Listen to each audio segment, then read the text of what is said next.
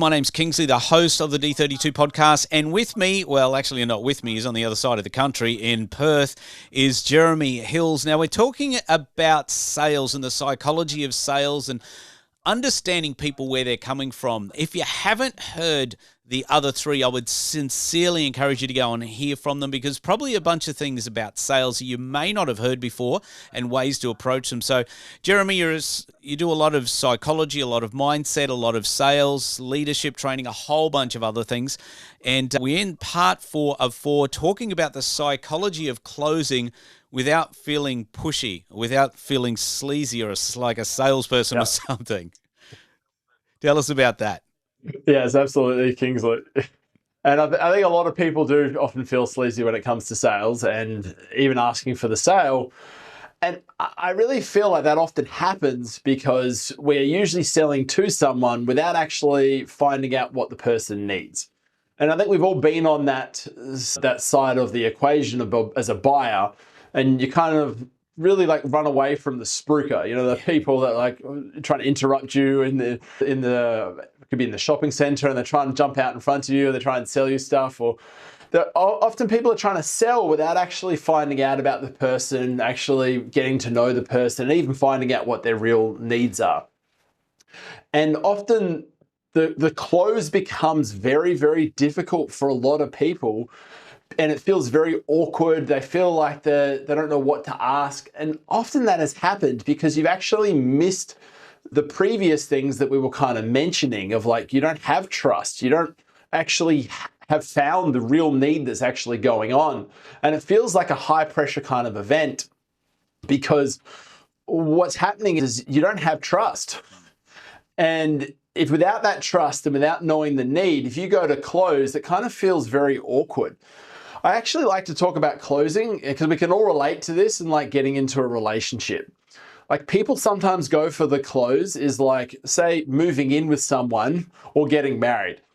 And people like go up to someone and they say, "Hi, how are you? Would you like to get married?" And you're like, wait, I just met you. Yep. Okay. And that's literally what it feels like when people go to close. It's like, I don't even know your name, and you're asking me to jump into moving in together or getting married. Like, it's just too quick. Okay. And a lot of the times it's like, you got to actually take the time to be like, who are you? What's going on for you? What's your need? You're going to go on a few dates before you start moving in or getting married with people. But the close is a massive commitment for some people, especially if you're selling services in the thousands of dollars, like products in the thousands of dollars. People are making a commitment and requires a level of trust because you have to deliver on that.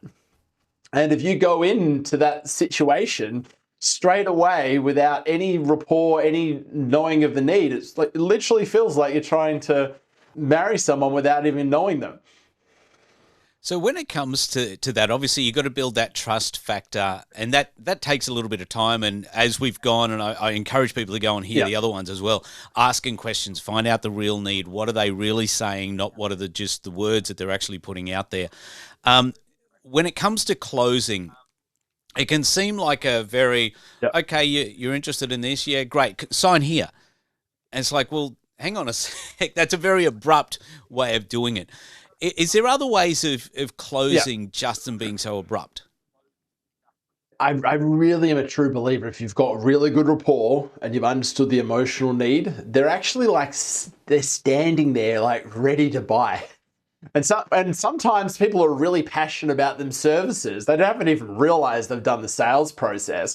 And the customer is literally there, and all they have to do is say, like, "Would you like to buy?" Yep. And they probably would buy. And that's a natural progression of the sales process because you've had good rapport, you've found out about the customer, you've demonstrated how you can solve their problem. And the customer then wants it. They actually will want to buy it, okay? Sometimes the easiest way to kind of do it, there's something we have kind of like NLP or hypnosis, is like yes sets.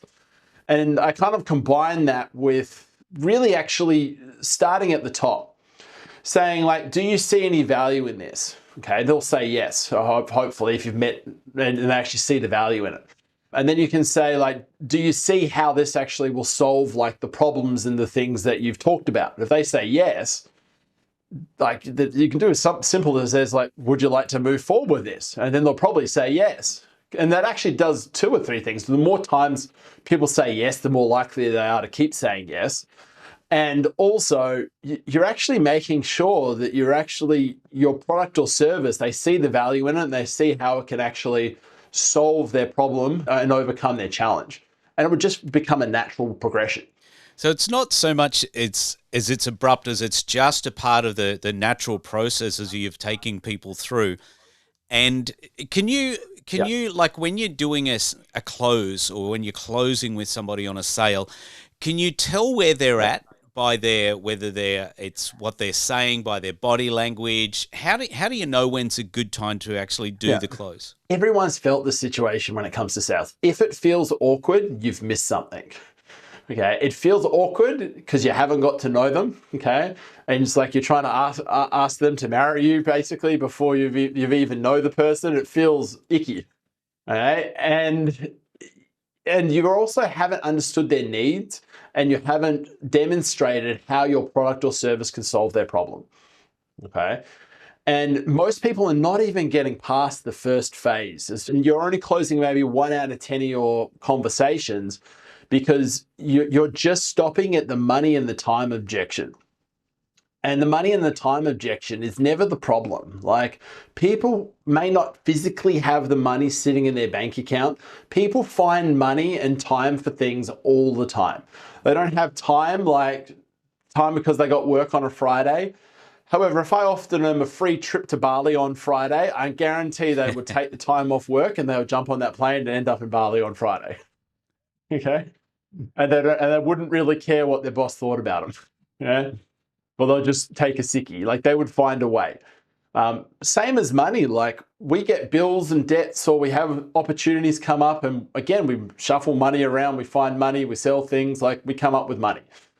But really, the real problem for a lot of people is more on an emotional level. They're wondering, like, if I fail, I might be a screw up. What my friends think of me, my family think of me.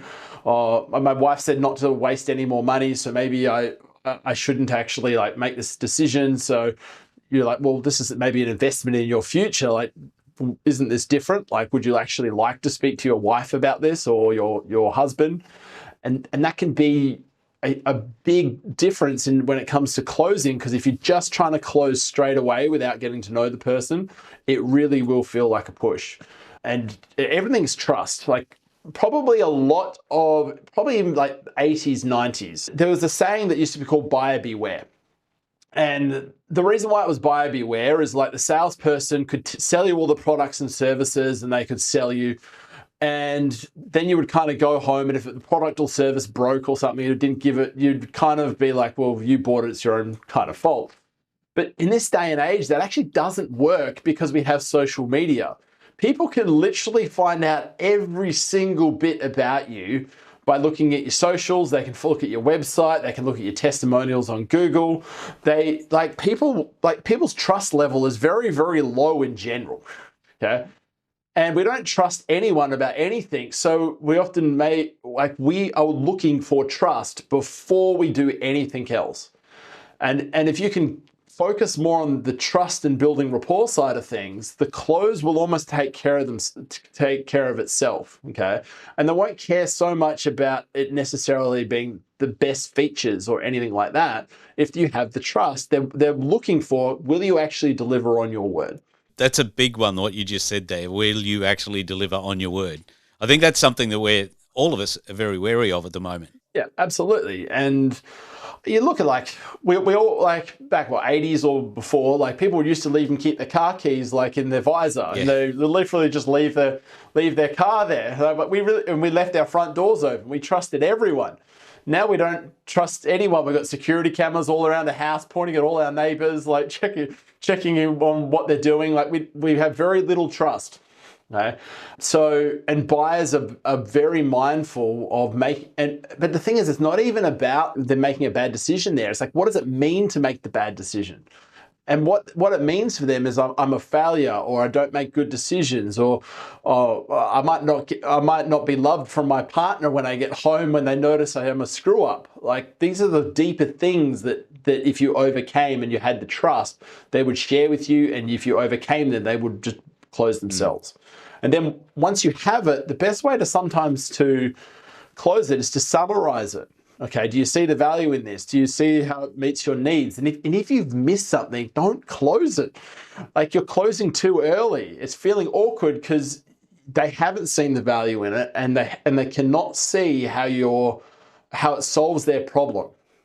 However, if they can clearly see that it solves their problem, like, they gotta do it. Then you're just talking about the logistics. Then you could talk about the money, but then you will come up with a payment plan. I'll give you a payment plan or financing. Like, they'll overcome it when they really feel like it will solve their problem.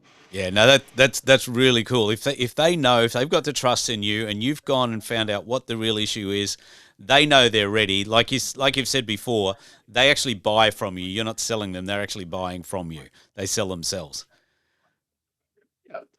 One of the things that kind of changed my whole mindset before the sales interaction started, the customer wants to buy if they've walked in your shop, okay? Or if there's a customer that's inquired through your website, they want your service, otherwise they would not have inquired. Yeah, 100%. And if they're there to be sold, and your job is to help them make a decision. I would even rather get a no from them and move on to a customer that does want my service. However, you still may need to go through more no's than yeses.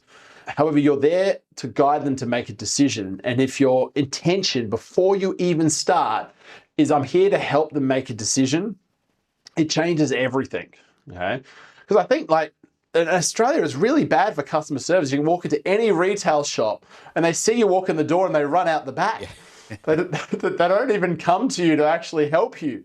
But my wife's Canadian, and the customer service is better there. But you go to the US, like, they get paid based on commission, and so they will actually approach you. They'll introduce themselves. They'll make sure they understand your needs. They'll literally take you from the start of the buying process all the way through to the end until you make the purchase, because they know their name is on, and their name going on that receipt will actually get them a commission.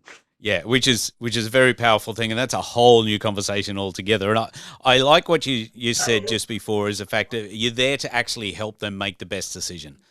I think that's a fantastic way to end this whole series. Thank you so much, Jeremy. Where can people find you if they want to find out a little bit about what you do, about the mindset, about the sales, all that sort of thing? Where can people get a hold of you? Yeah.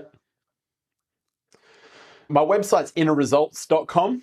If you want to email me, you can go info@innerresults.com.